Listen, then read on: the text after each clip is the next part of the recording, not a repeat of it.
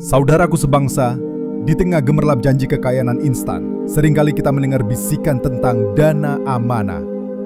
Sebuah istilah yang terdengar sakral dan mulia, namun sayangnya kerap menjadi topeng paling sempurna bagi berbagai modus penipuan yang secara brutal menghancurkan harapan, materi, bahkan keutuhan keluarga banyak orang. Selamat datang kembali di Dana Revolusi, saluran tempat kita membongkar modus licik, melawan penipuan, dan meningkatkan literasi finansial agar kita semua bisa elengan waspada, sadar, dan selalu waspada. Hari ini, kami akan menguak tuntas 3 jenis utama kepercayaan tentang dana amanah yang paling sering beredar dan menjerat di masyarakat. Kami akan membedah akar keyakinan, modus operandi, hingga bahayanya. Pastikan Anda menonton video ini hingga akhir, karena jenis nomor 3 adalah yang paling fatal dan sering tidak disadari korban, menyeret mereka ke dalam jurang kerugian yang tak terbayangkan. Mari kita mulai dengan jenis pertama, yang paling sering membungkus dirinya dengan jubah spiritualitas dan narasi ilahi, dana amanah milik Tuhan Yang Maha Esa. Ini adalah kepercayaan bahwa ada dana tak terbatas, dana gaib, atau dana yang datang langsung dari sumber tertinggi, dari Tuhan, yang tersimpan secara rahasia dan akan dicairkan melalui perantara khusus atau pada waktu yang telah ditentukan. Para penipu dalam kategori ini sangat cerdik. Mereka memanfaatkan keyakinan mendalam masyarakat pada hal-hal supranatural, ramalan leluhur, bahkan tokoh-tokoh karismatik seperti Budak Angon atau Satrio Piningit. Mereka membangun narasi bahwa dana ini adalah dana revolusi sejati, dana untuk kemaslahatan umat, atau dana yang akan meluruskan keadaan bangsa, yang hanya akan cair jika pemimpin sejati muncul atau jika kita mengikuti petunjuk spiritual tertentu. Contoh yang paling sering kita dengar adalah kasus yang berkedok dana amanah Aminah. Ini adalah salah satu modus besar yang mengklaim adanya dana fantastis yang siap disalurkan untuk kepentingan umat, namun hanya melalui seorang kunci atau pewaris tertentu yang dipercaya mendapat mandat ilahi. Mereka seringkali mengutip ayat suci, ramalan kuno, atau janji-janji kemuliaan untuk meyakinkan calon korban. Modus operandi mereka, Anda akan diajak mengikuti ritual keagamaan, pertemuan rahasia yang eksklusif, atau diminta memberikan sumbangan sukarela dalam jumlah besar dengan dalih mempercepat pencairan dana yang sebenarnya tidak pernah ada. Mereka menciptakan ilusi bahwa Anda adalah bagian dari proyek agung yang disetujui langit, namun ujung-ujungnya hanya uang Anda yang lenyap ke kantong penipu. Lalu kategori kedua adalah dana amanah dinasti, raja-raja, dana rampasan perang. Jenis kedua ini bergaung lebih masif dan kerap mengaitkan diri dengan mitos sejarah besar, baik lokal maupun internasional. Dana amanah dinasti, harta amanah raja-raja, atau yang sering disalahartikan sebagai dana rampasan perang.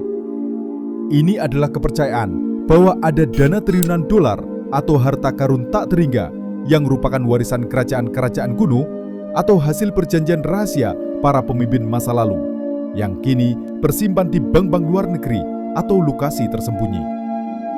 Narasi penipuan ini sangat kuat karena melibatkan nama-nama besar dan peristiwa penting. Salah satu yang paling terkenal adalah yang dikaitkan dengan Green Hilton Memorial Agreement.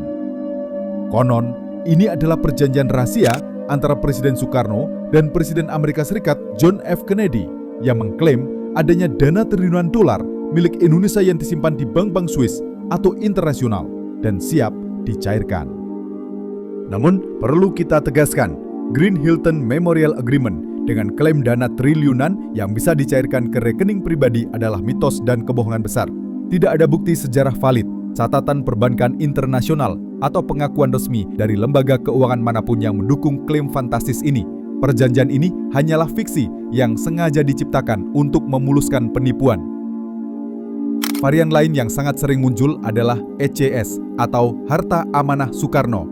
Ini adalah klaim bahwa ada dana besar peninggalan Presiden Soekarno, entah dalam bentuk emas, aset, atau uang di bank luar negeri, yang disimpan sebagai amanah untuk rakyat.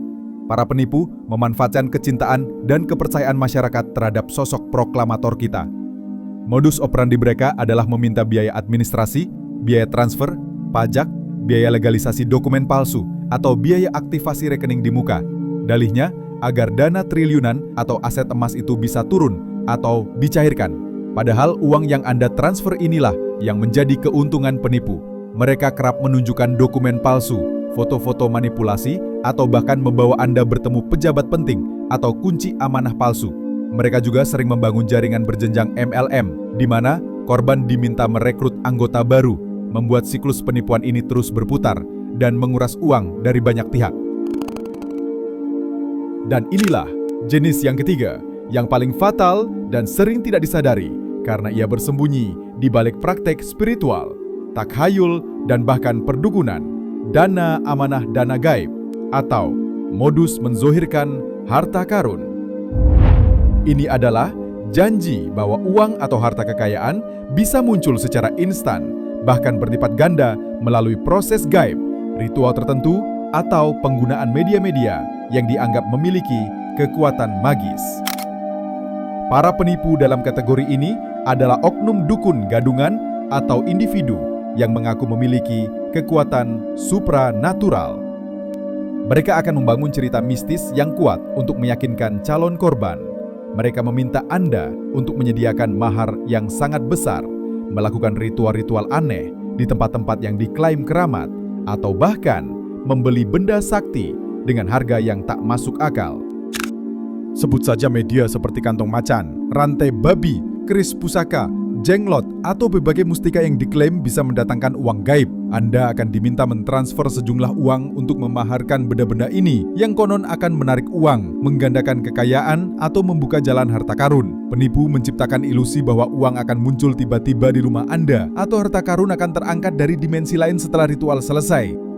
Ironisnya, para penipu ini bahkan tidak segan-segan memperlihatkan tumpukan uang yang konon sudah zohir kepada korban. Uang ini biasanya dihiasi kain putih dan di sekitarnya diberi sesaji untuk menghilangkan energi gaib. Konon, tumpukan uang tersebut bahkan memiliki bau amis seperti bau darah, sebagai bagian dari trik untuk meyakinkan. Padahal, jika tumpukan uang itu memang asli dan sudah zohir, mengapa justru mereka tidak menggunakannya sendiri? Mengapa mereka malah terus meminta mahar dan uang dari para korbannya? Inilah bukti nyata bahwa uang tersebut hanyalah alat tipuan, mungkin uang palsu atau uang pinjaman yang sengaja dipamerkan.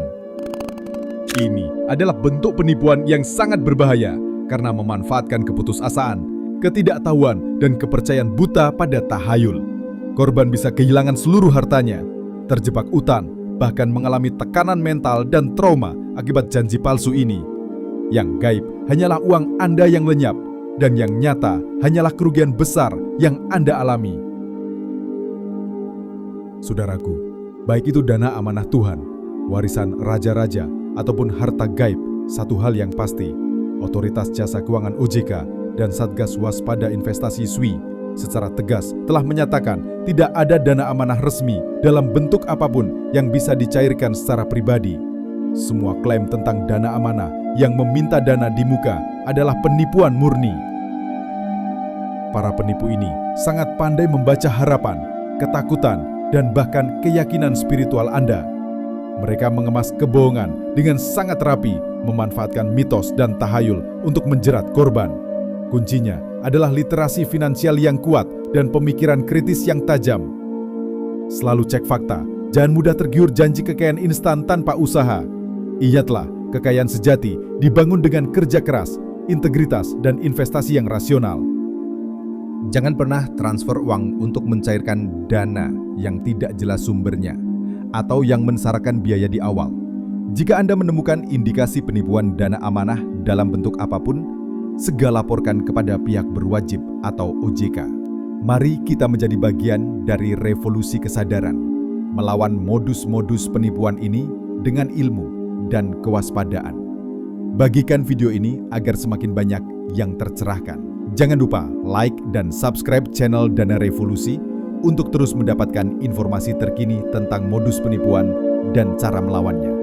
Ingat, tetaplah elinglan waspada. Sampai jumpa di video selanjutnya.